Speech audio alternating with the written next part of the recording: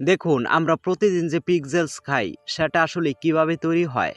এত পরিপাটি ও একই আকৃতির চিপসের পেছনে লুকিয়ে আছে এক বিশাল আধুনিক কারখানা। প্রথমে ভালো মানের তাজা আলু বেছে নেওয়া হয়, সেগুলোকে ভালো করে পরিষ্কার ও ধুয়ে নেওয়া হয় যাতে কোনো ময়লা না থাকে।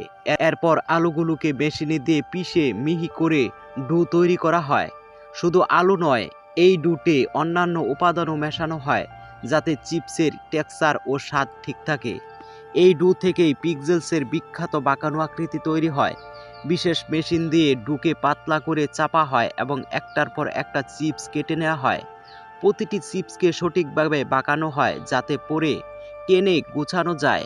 এরপর চিপসগুলোকে গরম তেলে ভাজা হয়। ভাজার সময় খুব দ্রুত এবং সঠিক তাপমাত্রায় ভাজা হয় যাতে চিপস খাস্তা হয় কিন্তু পুড়ে না যায়। ভাজা হয়ে গেলে অতিরিক্ত তেল ঝরিয়ে নেওয়া হয়। এরপর আসে জিনসিংয়ের পালা। বিভিন্ন স্বাদের মশলা সমানভাবে ছিটিয়ে দেওয়া হয় যাতে প্রতিটি চিপসের একই রকম স্বাদ পাওয়া যায়। শেষ ধাপে সবচেয়ে চমকপ্রদ অংশ, চিপসগুলোকে একটার পর একটা সুন্দর করে গুছিয়ে কেনের ভিতর ভরা হয়। এতটাই নিখুঁতভাবে সাজানো হয় যে ক্যান খুললে সব চিপস একসাথে গোছানো অবস্থায় থাকে।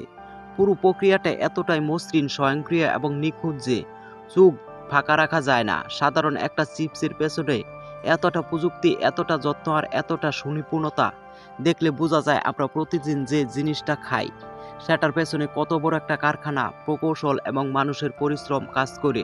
এই দৃশ্য শুধু সন্তোষজনকই নয়, শিক্ষণীয় বটে।